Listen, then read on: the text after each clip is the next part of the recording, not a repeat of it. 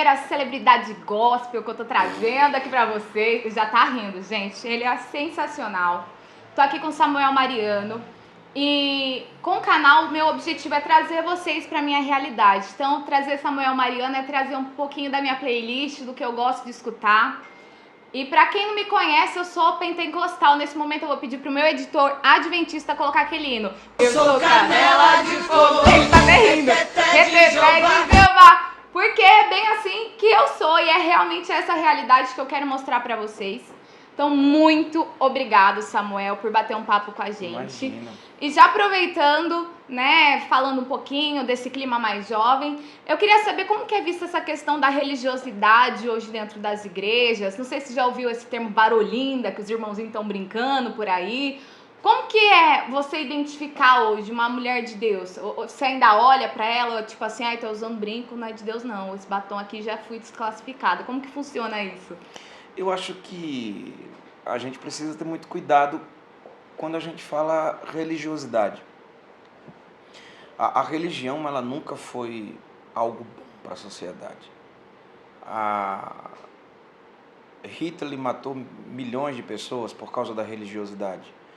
Guerras aconteceram por causa de religiosidade. Então, o World Trade Center foi destruído por causa de religiosidade. Então, a gente precisa ter muito cuidado quanto a isso, para não misturar a questão da religiosidade com a questão de usos e costumes.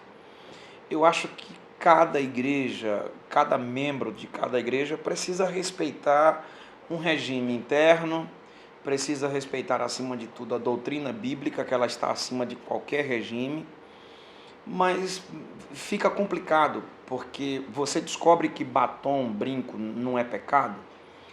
Aí o que acontece? Você quer provocar uma liderança que preza por isso. Uhum. E isso é muito complicado. E o pecado não está em você estar usando, mas o pecado está em você afrontar alguém, porque é muito simples, gente. Tem tanta igreja que permite batom, brinco, saia curta. Vá pra uma igreja dessa. Vai pra lá. Sai, você quer usar isso aí, vai pra lá. Agora, você ficar fazendo pouco a um pastor que está tentando trazer uma igreja mais tradicional. Samuel, é costume? É. Está na Bíblia? Não. Mas é a liderança da igreja. Eu não posso desrespeitar. Você vê, no púlpito da nossa igreja, pelo menos no estado que eu estou, obreiro não sobe no púlpito de jeito nenhum sem paletó. Então, um dia, pelo menos a minha cidade, ela trabalha diferente. Meu pastor já tem outra visão. E um dia um pregador foi para lá e queria pregar de gravata, só que era de tarde, né? E o calor estava grande. E quando ele chegou na igreja, ele falou: pastor, o senhor permite eu pregar de gravata? E o pastor falou: tira a gravata que está calor. Você vai pregar sem gravata hoje, arregaça essa manga.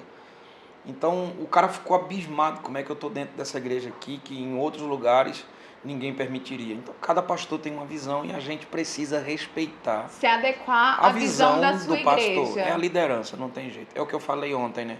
Quem manda no voo ainda é o piloto. Amém. A maioria, aliás, acho que todo mundo quer casar, quer encontrar a metade da laranja, todas essas histórias. O pastor contou ontem também que aos 16 anos teve uma experiência que estava encantado lá com a varoa. Uhum. Não sabia se era de Deus ou se não era, resolveu namorar escondido, quem nunca? E eu queria saber, qual o conselho que você daria para os jovens para saber se um namoro é de Deus ou se não é, mediante a sua experiência? Aproveite e conte para quem está nos ouvindo. Aí é que tá, você vê uma coisa, essa modernidade, foi o que eu falei hoje de manhã, existe agora os saberões da internet. E os saberões da internet aplicou que Deus não é casamenteiro. Ok, Deus não vive casando ninguém, nem arrumando homem nem mulher para ninguém. Concordo. Cada um tem que procurar alguém que seja sua cara metade e tal. Mas, peraí, que amigo é esse? Que pai é esse chamado Deus? E que Deus é esse que ele pode participar da minha conquista do meu carro, da minha conquista da minha casa, da minha conquista do meu emprego, mas ele não pode participar da conquista da minha cara metade. Então, paramos de orar para casar, paramos de orar para namorar, paramos de orar. O que se vale hoje é o que se tem. E, na verdade, se minha mulher tivesse casado comigo pelo que eu tinha, Ela não tinha casado comigo. Quando eu casei, eu não tinha emprego, eu parei meus estudos. Quando eu casei com ela, eu parei meus estudos no segundo ano. Então, se não tivesse tido uma confirmação de Deus, ela ia pensar que ela estava entrando numa barca furada. Porque casar com um cara pobre de maré desci, tudo que eu tinha era um violão velho com um buraco na frente. E era metido a cantor já, inventava de cantar. Mas, na verdade, eu ia cantar em igrejas que eu, quando eu terminava de cantar, tudo que eu ganhava, com venda de CD, com tudo, tinha R$ 60. E você pensava, como é que esse cara vai sustentar uma esposa cantando somente 2 dias por semana e alguém dando R$ 60 para ele? Era complicado. Mas um dia eu estava conversando com minha mulher e eu falei... Antes de vocês casarem. Antes da gente casar, a gente estava noivo, eu estava com medo de casar. Porque para acabar o relacionamento da outra, Deus falou comigo, né? Mas nessa conta essa história que é boa. Eu namorei com a menina escondido e fui na casa de um profeta e disse a Deus que se ele usasse aquele profeta mesmo, ele usaria para mim. Eu fui na casa dele, o profeta ia voltando do meio do caminho. Eu cheguei na porta da casa dele e ele falou, pode entrar. Eu sei que você veio aqui somente... Você vinha no caminho dizendo que se Deus me usasse, Deus ia me usar para você. E Deus me mostrou uma moça alta, do cabelo longo e magra. E assim te diz o Senhor, não, não e não.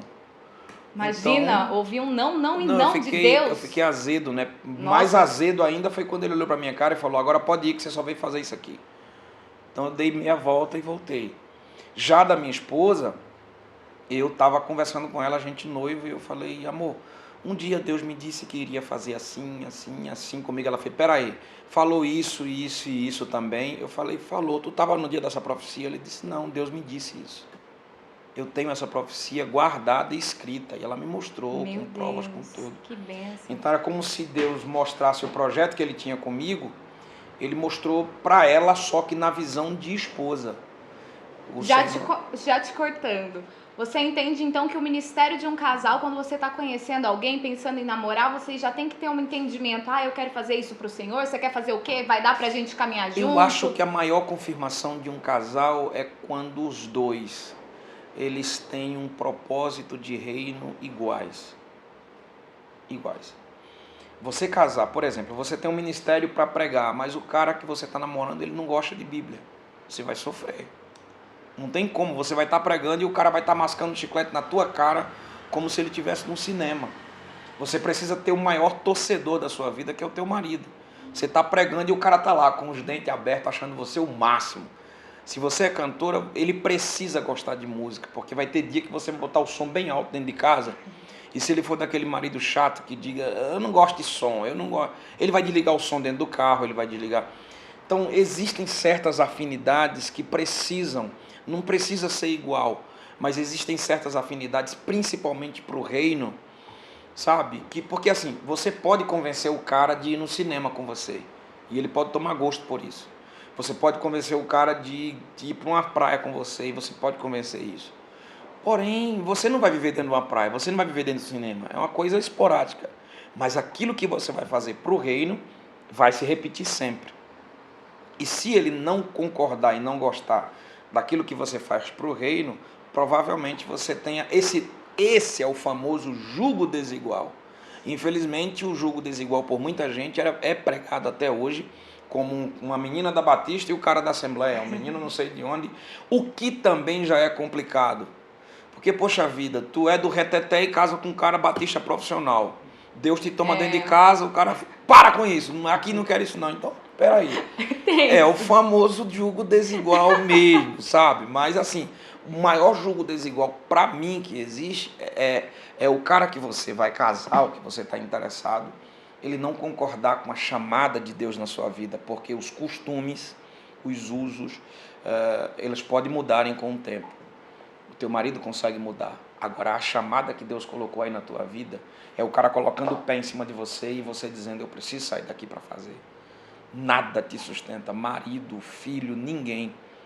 E eu já vi, eu, por exemplo, eu tenho um casal, amigos de cantores, que o marido dela complicava muito o ministério dela. É um testemunho até que ela mesmo conta. Então, ele chegava na igreja, não levava o playback. Ele chegava na Que igreja, luta! não ia pra frente da igreja vender o CD dela. Ele chegava na igreja, ela cantava de arrebentar e os pastores faziam de tudo para ele subir pro púlpito e ele, não quero não, vou ficar por aqui. Então foi preciso um dia ela chegar no local e do nada uma irmã chega para o marido dela e fala: se você tentar atrapalhar o que eu dei para minha filha fazer, eu abro a terra e você desce. De lá para cá o cara virou um santo homem de Deus. E eu acho que ele faz até hoje com medo, né? Eu acho que até hoje ele faz com medo, mas assim, é um complicado. Quando Deus intervém é uma bênção, mas quando ele não intervém, que ele não vai mudar o coração do teu marido para fazer as coisas, é muito complicado isso. Então, eu aconselho, duas coisas que eu aconselho. Primeiro, só namora se tu tiver com intenção de um relacionamento para casar. Gente, tá bom demais esse papo. Sabe, namorar para ficar, namorar para... Isso não tem futuro. Infelizmente, eu sou decepcionado com certas mães que liberam uma menina de 14 anos para estar tendo relacionamento, sabe, para estar namorando em casa. Eu acho que é por isso que a nossa igreja, um exemplo, a nossa igreja hoje, quando chega um médico dentro dela, todo mundo faz assim: uma cadeira, por favor, doutor fulano chegou, pelo amor de Deus, é aquela agonia. E por que a igreja faz isso? Porque a igreja não tem. É 1 entre 100, 1 entre 1000. Agora, e por que isso acontece? Porque a nossa juventude está pensando mais em casamento do que em conhecimento. Hoje, para ter uma pessoa formada dentro da igreja, com profissão, é a coisa mais difícil do mundo, porque bate 18 anos, ela já diz: eu estou ficando titia, eu preciso casar, resultado. Já bate o desespero. Atrapalha os estudos com o casamento, atrapalha um futuro e, às vezes, atrapalha até um ministério. Se tem uma coisa que é triste, é você casar errado. Isso é um assassinato para o teu ministério. Então, as pessoas precisam pensar nisso, gente. 14 anos é a idade de se estudar, vai tirar a fralda, vai, sabe? Mas o senhor não acha que esses jovens que têm essa coisa, quero casar com 17, 18 anos, também não tem uma certa influência de religiosidade? Talvez. Que anos atrás nós não fomos ensinados dessa maneira? Não, mas eu acho que não, porque eu casei com 19 e casei bem. Eu casei com 19, eu casei novo. E não foi a religiosidade que... Foi o temor a Deus que estava dentro de mim. Eu comecei a namorar com 18. 17, acho que 17, 6 meses. Eu passei 1 ano e 6 meses entre namoro, noivado e casamento. Eu não fui desse tipo de jovem aí que passa 10 anos dizendo: estou esperando no Senhor, não a confirmação dá certo, do Senhor. Cara, é quase impossível um cara namorar com a menina 10 anos e não ter relação sexual com ela. É quase. Se tirar... Se já tem pode alguém, arrebatar da terra, já que o cara é santo, já esquece. Já pode. O casal vai ser arrebatado. E sinceramente, eu acho que o gostoso do casamento é você começar a se conhecer. Eu não namorei para casar, eu casei para namorar. Então eu não tive aquelas viagens sozinhos que os caras fazem hoje. O menino chega na casa, na cara do pai, faz: vou viajar com a sua filha. Para onde? Vou para ali, passar umas férias. O cara sai com a menina na cara dos pais, assim, como se isso fosse a coisa mais normal do mundo. Então, eu deixei... que o mundo, né, quer que a gente veja tudo com muita naturalidade, né? Isso é tudo normal. Uma coisa que eu acho incrível é a consciência desses caras. Que não tem. Antigamente a gente dava um beijo mais forte. Eu não sou tão antigo, eu só tenho 32, mas pelo amor de Deus, a gente dava um beijo mais forte. Acho que o pastor Azéus é dessa época que a consciência da gente ficava em fogo. Sabe? E eu... O diabo já ia acusando, né? Vai direto pro inferno, irmão. irmão. Vou contar um segredinho aqui pra você. Eu fui pego no quintal de uma casa de uma irmã, abraçado com uma menina, no escuro. Meu pai soube e mandou meu irmão de bicicleta lá. E quando ele chegou, eu tava abraçado, nem tinha beijado ainda. E quando eu tava abraçado e tal, meu irmão olhou e só fez assim: Samuel. Aí eu falei: oi. Como se dissesse, a casa caiu. Resultado, eu levei uma surra, fiquei de castigo no milho mesmo, e ainda tive que pedir perdão na igreja, porque naquela época eu já estava vivendo uma vida de prostituição. Então, assim, essa época nunca foi ruim para a igreja. Essa época era uma época de temor, que a gente, sabe, exagerava e tinha consciência que exagerava.